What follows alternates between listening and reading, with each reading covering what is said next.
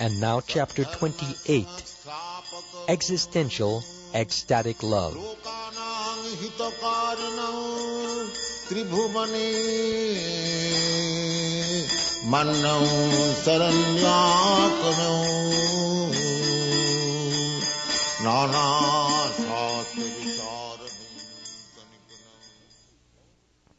When a devotee is always intensely affected by love for Krishna in a direct relationship with him, or even a little apart from him, his status is called existential ecstatic love. The symptoms originating from such existential ecstatic love are divided into three headings, namely moist, burnt, and dried up. Moist existential ecstatic love aroused in connection with Krishna is divided into two, direct and indirect. Radharani was weaving a garland of kunda flowers, and upon hearing the vibration of Krishna's flute, she immediately stopped her work. This is an example of direct, moistened, existential ecstatic love. Indirect, moistened, existential ecstatic love is described in the following statement. Krishna, who is also called Purushottama, is to the eyes of Mother Yashoda just like the cloud is to the eyes of the Chataki bird. When Krishna had been brought to Mathura, Mother Yashoda, being very anxious and angry, began to rebuke the king of Mathura.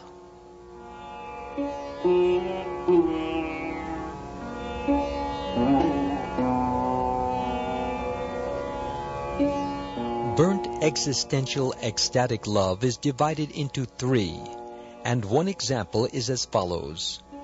One day, Mother Yashoda was dreaming that the gigantic demon Putana was lying on the courtyard of her house, and she immediately became anxious to seek out Krishna. When there are manifestations of ecstatic symptoms in the body of a non-devotee, these are called dried-up symptoms of ecstatic love. The non-devotees are actually materialistic, but in contact with some pure devotee, they sometimes may manifest some symptoms of ecstasy. Devotional scholars call these dried-up symptoms. There are 8 symptoms of existential ecstatic love: becoming stunned, perspiring, standing of the hairs on the body, faltering of the voice, trembling of the body, changing of bodily colors, shedding of tears, and devastation. The scientific explanation of these 8 symptoms is given by Rupa Goswami as follows. When the vital force of life is in contact with the earth, one is stunned. When the same force comes into contact with water, there is the shedding of tears. When the same force comes into contact with fire, there is perspiration. When the force comes into contact with the sky, there is complete devastation. And when that force comes into contact with the air, there is trembling, failing of the voice, and standing of the hairs on the body. These symptoms are sometimes manifested internally and sometimes externally. The pure devotee always feels such symptomatic expressions within himself, but being afraid of outsiders, he does not generally manifest them externally.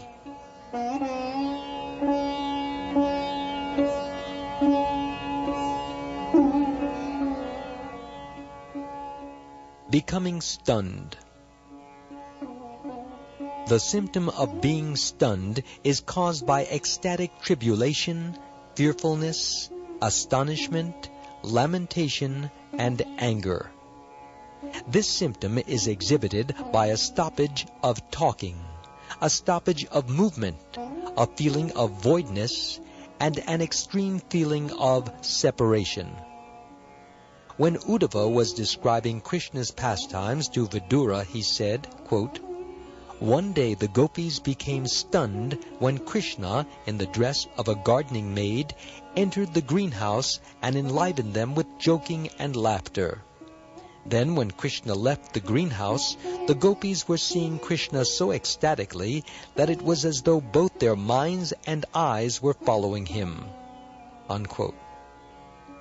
These symptoms signify that although the gopis' business was not finished, they had become stunned with ecstatic love. Another example of being stunned took place when Krishna was surrounded by various wrestlers in the sacrificial arena of Kamsa. His mother, Devaki, then became stunned, and her eyes dried up when she saw Krishna among the wrestlers. It should be noted that Devaki was the natural mother of Krishna, his father being Vasudeva.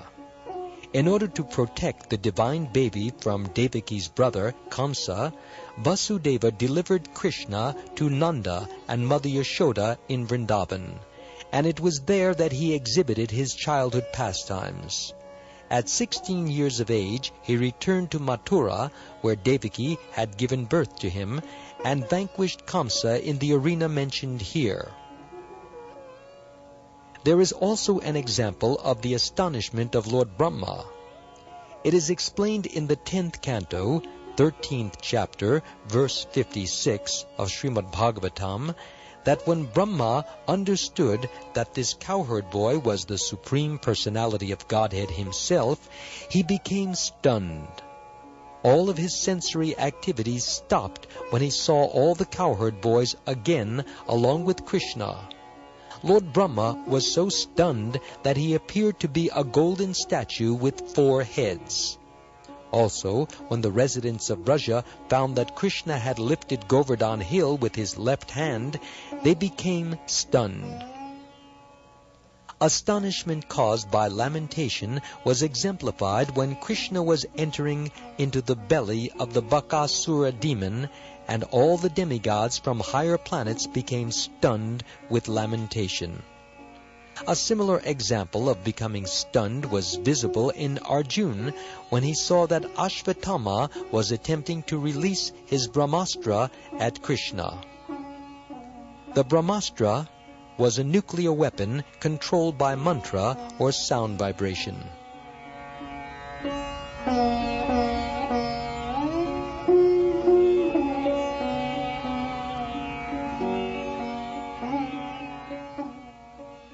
Perspiring. An example of perspiring because of jubilation is described in Srimad Bhagavatam. One gopi addressed Radharani thus, quote, "My dear Radharani, you are rebuking the sunshine unnecessarily, but I can understand that you are perspiring only because of your becoming too lusty at seeing Krishna." Unquote. Perspiration caused by fearfulness was exhibited by Raktaka, one of the servants of Krishna. One day Krishna dressed himself just like Abhimanyu, the husband of Radharani.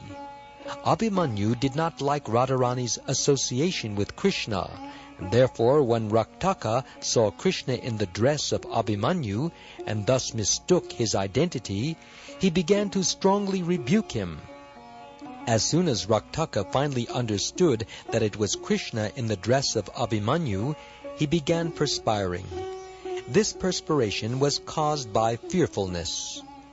Perspiration due to anger was exhibited by Garuda, the eagle who is the carrier of Vishnu. Once the heavenly king, Indra, was sending torrents of rain over Vrindavan. Garuda was observing the incident from above the clouds, and because of his anger, he began perspiring.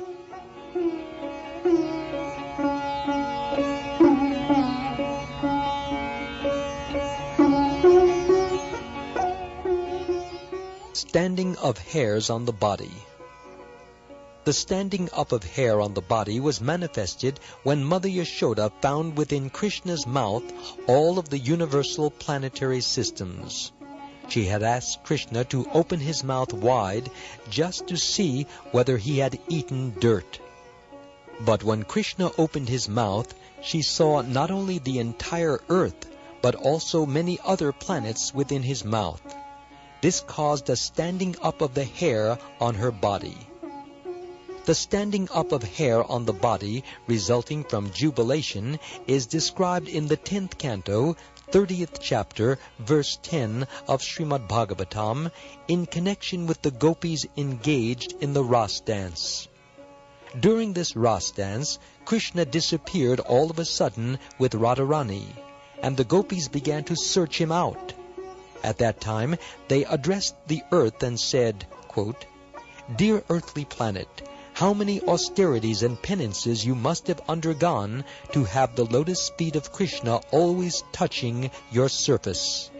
I think that you must be very jubilant because the trees and plants, which are just like hairs on your body, are standing up so gloriously. May we ask when you first got these symptoms? Have you been enjoying this jubilation since you were touched by the incarnation Vamana, or since you were delivered by the incarnation Varaha?" Unquote. Krishna would sometimes perform mock fighting along with the cowherd boys. When Krishna blew his horn in this mock fighting, Sri Dama, who was on the opposing side, felt his bodily hairs stand up. Similarly, when Arjuna saw Krishna in his gigantic universal form, there was a standing of the hairs on his body.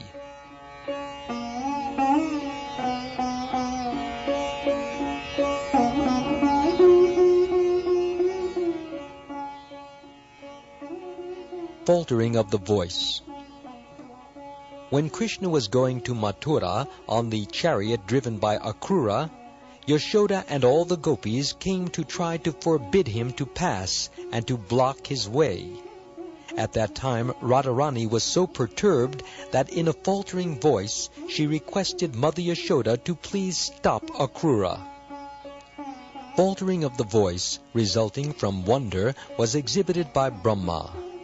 It is said in Srimad Bhagavatam, 10th canto, 13th chapter, verse 64, that after bowing down before Lord Krishna, when Brahma began to rise, he prayed to the Lord in a faltering voice. In the 10th canto, 29th chapter, verse 30, another example of faltering of the voice was exhibited by the gopis when they came to Krishna desiring to dance with him. Krishna asked them to go back to their husbands and homes. The gopis apparently became very angry and began to talk to Krishna with faltering voices.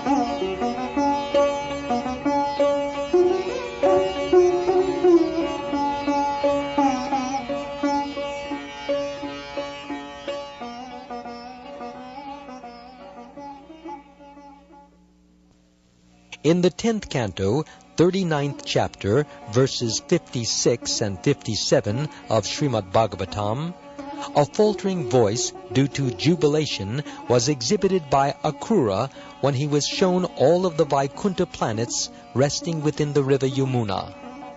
When Akrura understood that Krishna was the Supreme Personality of Godhead, he bowed his head to Krishna's lotus feet and with folded hands began to pray in a faltering voice. There are also examples of faltering of the voice caused by fearfulness. One of Krishna's friends praised him thus, quote, "My dear friend, your flute was given to your servant Patri, and when I asked him to return it, he began speaking in a faltering voice, and his complexion became yellow." Unquote.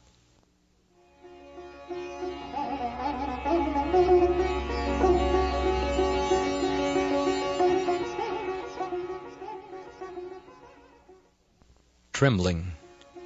When Krishna was trying to capture the demon Shankha, Radharani began trembling out of fearfulness. Similar trembling of the body was exhibited in Sahadeva, the younger brother of Nakula. When Shishupal was vehemently blaspheming the Lord, Sahadeva began to tremble out of anger. Trembling of the body was also exhibited by Radharani out of tribulation. Radharani trembled as she told one of the gopis, quote, "Don't joke with this disappointing boy. Please ask him not to approach me, because he is always the cause of all grief for us." Unquote.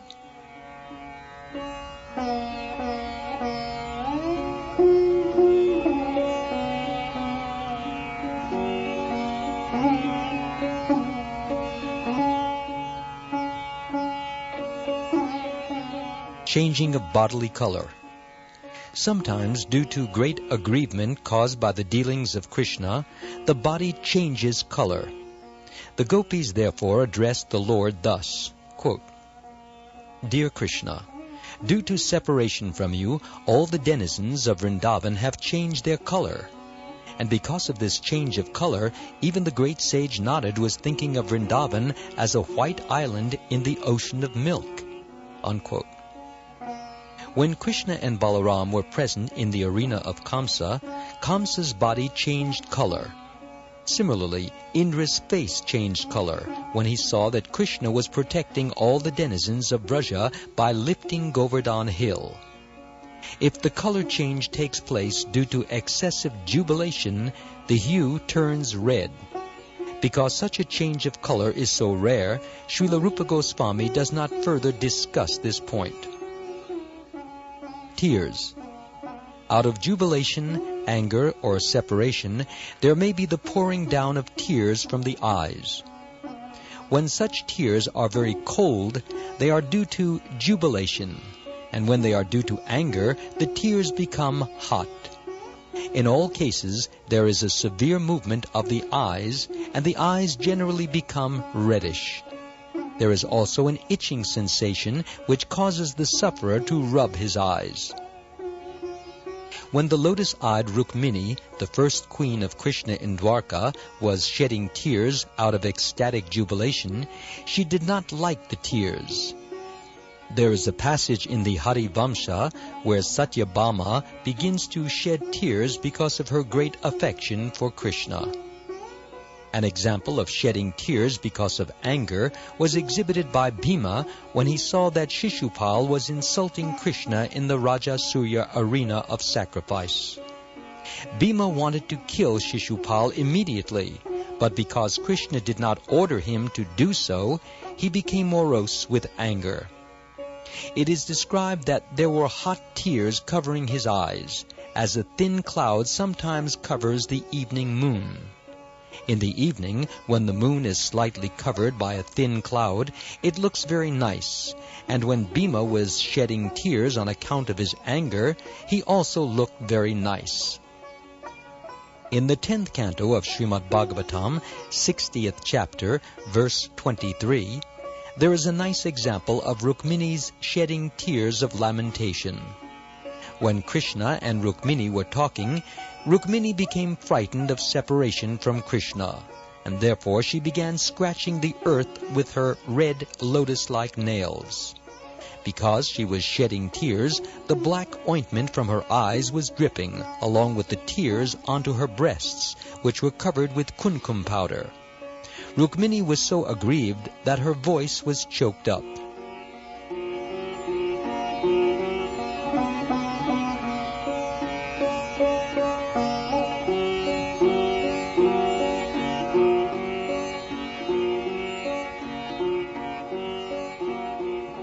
devastation. When a person is confused by simultaneous happiness and tribulation and does not know what to do, this state of confusion is called pralaya, or devastation. In this condition of pralaya, one sometimes falls down on the ground, and all the symptoms of ecstatic love become manifest. When the gopis were searching after Krishna, and all of a sudden he came out from the bushes and creepers, all of them became stunned and almost senseless. In this state, the gopis appeared very beautiful. This is an example of pralaya, or devastation in happiness. There are also instances of pralaya in distress. One such example is described in the 10th canto, 39th chapter, verse 15 of Srimad Bhagavatam, wherein Shukdev Goswami tells King Pariksit, quote, "My dear king, when the gopis were missing Krishna, they were so much absorbed in meditation upon him that all of their senses stopped functioning, and they lost all bodily sense. It was as though they had become liberated from all material conditions." Unquote. Degrees of ecstatic symptoms. Out of the many ecstatic symptoms of the body, the symptom of being stunned is especially significant. According to the degree of being stunned, the vital force within the body becomes agitated, and due to such a state, the other ecstatic loving symptoms sometimes become altered. These transcendental ecstatic symptoms gradually develop, and in the course of such development, they are sometimes called smoky, sometimes called blazing, and sometimes called shining. These 3 degrees are experienced for many, many years, and they extend to different parts of the body. Unlike the shedding of tears and faltering of the voice, the condition of being stunned is spread all over the body. The shedding of tears and faltering of the voice are simply localized symptoms. The shedding of tears, however, sometimes makes the eyes become swollen and whitish, and sometimes the lenses of the eyes become differently focused.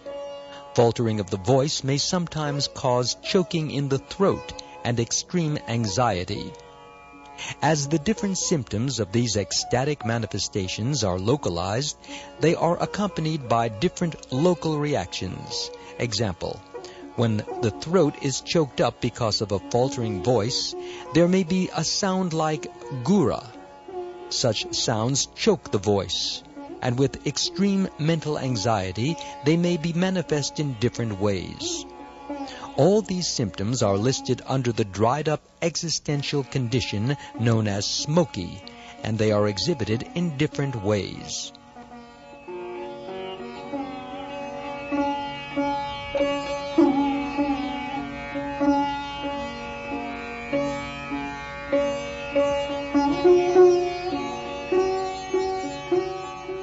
Sometimes, while participating in ceremonies celebrating Krishna's pastimes or in the society of devotees, there is dancing ecstasy.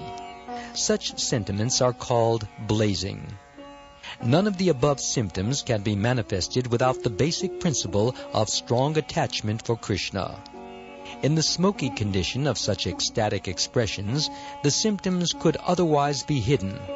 This type of symptom was experienced by priest Gargamuni, who was performing some ritualistic ceremony in the house of Nanda Maharaj.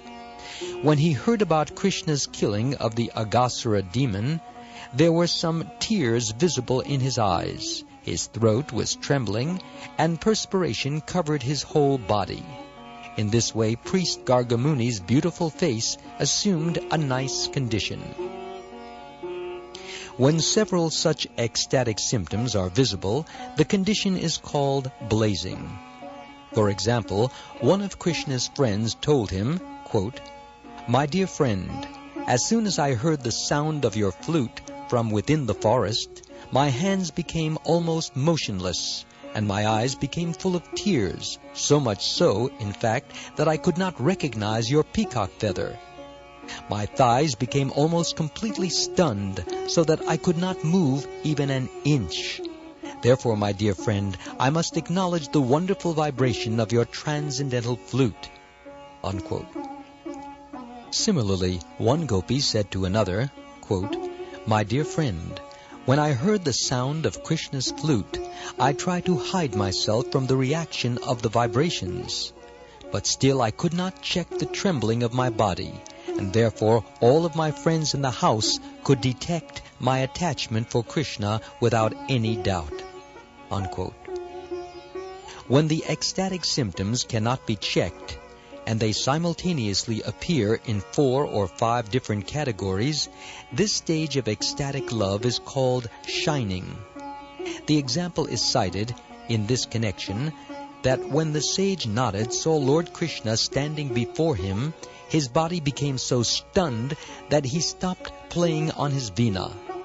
Because of his faltering voice, he could not offer any prayers to Krishna, and his eyes filled with tears. Thus Narad's ability to see Krishna was also obstructed. When similar symptoms were manifest in the body of Srimati Radharani, some of her friends criticized her. Quote, "Dear friend, you are blaming the aroma of the flowers for the tears in your eyes. You are rebuking the air for the standing of the hairs on your body. And you are cursing your walking in the forest for your thighs being stunned. But your faltering voice reveals the cause to be different. It is just your attachment for Krishna." Unquote.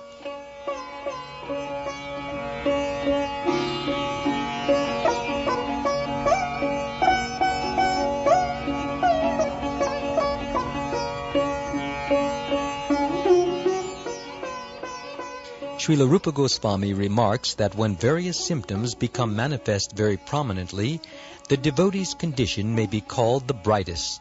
For example, a friend of Krishna addressed him as follows, quote, "My dear Pitambara, because of separation from you, all the residents of Goloka Vrindavan are perspiring. They are lamenting with different words, and their eyes have become moistened with tears. Actually, all of them are in great confusion." Unquote. There is a supreme symptom of ecstatic love which is called Mahabhava. This Mahabhava expression was possible only in Radharani, but later on, when Sri Krishna Chaitanya appeared to feel the mode of love of Radharani, he also expressed all of the symptoms of Mahabhava. Sri Rupa Goswami says in this connection that when the symptoms of ecstatic love become the most bright, that stage is accepted as Mahabhava. Srila Rupa Goswami further analyzes the ecstatic loving expression into 4 divisions, which are called Sattvika Bhasa. Sometimes impersonalists who are not actually in devotional service may also exhibit such symptoms of ecstatic love, but this is not accepted as actual ecstasy. It is a reflection only. For example, sometimes in Varanasi, a holy city for impersonalist scholars, there may be seen a sannyasi crying from hearing the glories of the Lord. Impersonalists also sometimes chant the Hare Krishna mantra and dance, but their aim is not to serve the Lord. It is to become one with the Lord and merge into His existence. Rupa Goswami therefore says that even if the reactions to chanting are manifested in the impersonalist's body, they should not be considered to be symptoms of actual attachment, but reflections only, just like the sun reflected in a dark room through some polished glass. The chanting of Hare Krishna, however, is so nice and transcendental that it will eventually melt even the hearts of persons who are impersonalists. Rupa Goswami says that the impersonalist's symptoms are simply reflections of ecstatic love, not the real thing.